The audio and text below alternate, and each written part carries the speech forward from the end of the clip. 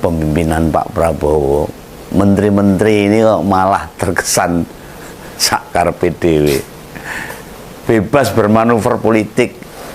Ya, pokoknya yang terpenting jangan kelihatan buat membangun citra diri untuk nyerang menteri yang lain. Nah ini kalau menteri saling menyerang kepiye, apalagi nyerang presiden. Oh, bisa bahaya nih kalau gini. Kalau sang pembantu presiden mau cuci tangan, merasa tidak tersangkut perkara atau menyerang mantan presiden, ini bakal dibiarkan. Dan kita sebagai rakyat bisa menarik kesimpulan secara perlahan namun pasti Prabowo dan Jokowi bergerak menjauh. Ya semakin jauh lah. Jadi begini, ini pegangan tangkap saya amati dari dua pernyataan Mas AHY sebagai Menko Infrastruktur dan Pemukiman Wilayah. Kurang dari 2 minggu ada 2 statement yang bagi Begawan jadi kesempatan ngebalas dendam kelihatannya, menumpahkan balasan, membangun persepsi bila pemerintah sebelumnya itu ya baik-baik banget. Nah, lontaran Bung AHY ini terbukti tidak mendapatkan teguran sama sekali itu dan tidak dipersoalkan. Artinya no problem bagi Pak Prabowo. Lu mau nyerang pemerintahan yang dulu silahkan, atau nyerang mantan presiden ya sak karepmu. Lah buat anak buahnya nyenggol mantan presiden, dilihat dari durasi atau waktu antar pernyataan, kan deket banget itu. Sebelum bicara tanggal 21 Januari kemarin itu melontarkan serangan kembali. Dan jelas banget tuh apa yang dikatakan di 2 peristiwa itu identik bener sama mantan presiden. Nah, pernyataan pertama terkait soal pagar laut dan berkenaan dengan terbitnya sertifikat hak guna bangunan. Ketua Umum Demokrat itu bilang, sertifikat terbit tahun 2023 di era Pak Jokowi jadi presiden.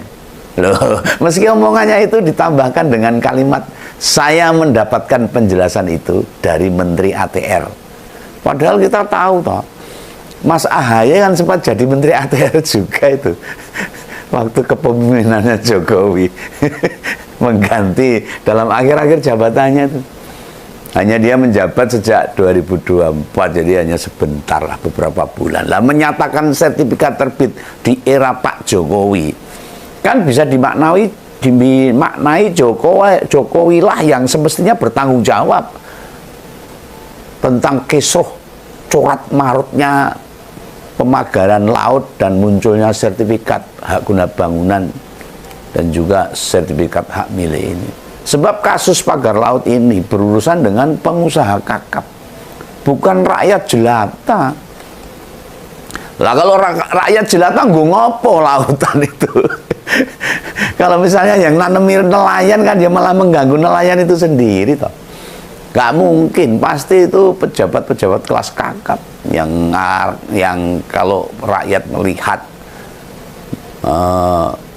para pejabat kemarin itu sangat hormat dengan para pengusaha-pengusaha itu, termasuk Pak Jokowi. Wah, nah pejabat atau Menteri ATR sebelumnya itu kan dipegang oleh Marsikal Purnawirawan Hadi Cahyanto. Lo mau bagaimanapun keberanian bermain politik di kabinet sekarang ini layak kita apresiasi loh. Ya ngompol lah, semua kawan pengen tahu mengapa mesti kita puji keberanian Mas AHY. Loh, Pak Hadi kan sekarang masih menteri loh, malah jadi Menko Politik dan Keamanan loh. Secara jabatan ya memang setara, selevel dengan AHY, tapi Mas AHY pangkat kemiliterannya mayor, sedang Pak Hadi itu marsekal atau jenderal bila di TNI Angkatan Darat. Nah, gap kepangkatannya kan jauh banget. Nah, bedanya suami Mbak Anissa itu, Anissa Pohan itu menjabat sebagai ketua umum. Yang mungkin merasa bapaknya juga dekat dengan presiden sekarang Pak Prabowo. Nah, dengan langsung menyebut HGB pagar laut Tangerang terbit di era Jokowi, kan itu membuka konflik akhirnya, nantang, malah bahasanya itu nantang gitu. Menunjukkan tidak ada ketakutan sedikit pun. Nanti ada kemarahan Jokowi kepada AHY. Dan nggak tanggung-tanggung loh, yang jelas bakal dihadapi itu Pak Hadi sama sulungnya Presiden ke-7. Gibran. Posisi Gibran kan yang wakil presiden, jelas lebih tinggi dengan kedudukannya Menko yang dipegang oleh AHY. Lalu mau bagaimanapun ucapan yang dia sampaikan ke wartawan, seolah-olah berupa pesan politik. Kekuatan Jokowi di pemerintahan sekarang sudah jauh berkurang. Lalu juga dia membuka resiko, andai di rapat kabinet omongannya ke media dibahas sama Wapres, atau karena AHY tahu dalam setiap rapat kabinet. Halo teman-teman, kembali lagi bersama saya di channel ini. Salam NKRI harga mati. Nah teman-teman, dalam video ini ada sebuah cuplikan dari Mas Begawan yang mengatakan bahwa perang dingin, AHY terus senggol Jokowi soal HGB dan SHM terbit di eranya. Nah teman-teman, kita akan membahas beberapa komentar yang memang netizen dan masyarakat yang menanggapi tentang perihal tersebut ya teman-teman. Saya masih orang netral dalam partai tapi bisa merasakan sakitnya Demokrat yang pernah diobok-obok. Maju terus AHY demi bela kebenaran. Yang disampaikan Mas AHY memang betul, bukan untuk membangun citra diri, tapi fakta di era Jokowi. Jokowi 2 periode selesai meninggalkan utang ribuan triliunan dan masalah. Memang benar Yusuf Kala bilang, hancur Indonesia bila Jokowi jadi presiden.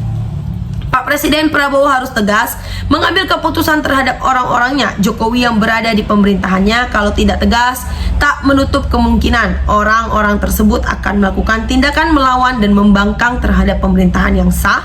Di sini adalah perintah presiden yang efektif. Mudah-mudahan Pak Presiden segera berbuat dan bertindak untuk antisipasi sebelum terlambat.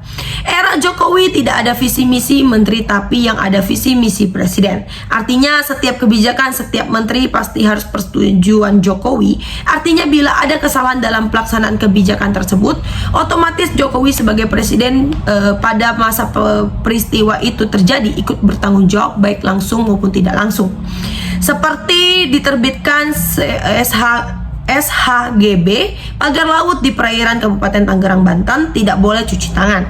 Pernyataan AHY ternyata benar adanya, tidak ada misi menteri yang ada misi presiden. Jadi SHGB atau SHM bertanggung jawab Presiden Jokowi, adili Jokowi. Om Begawan, bahas dong siapa donatur utama partai si bungsu dan kaitannya dengan pagar laut. Jangan tanggung Pak Prabowo, sekali maju pantang mundur, sikat semua yang termasuk Jokowi. Di eranya sang jenderal, semoga benar-benar jadi pendekar untuk NKRI. Ayo AHY, Anda harus tegak lurus membela kebenaran. Masalah jabatan itu nomor kesekian.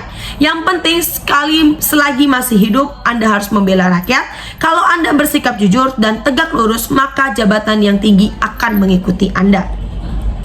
Salah sendiri mau jebak AHY. Jangan takut Mas AHY sama Jokowi, Anda adalah simbol demokrasi yang masih hidup di negeri ini.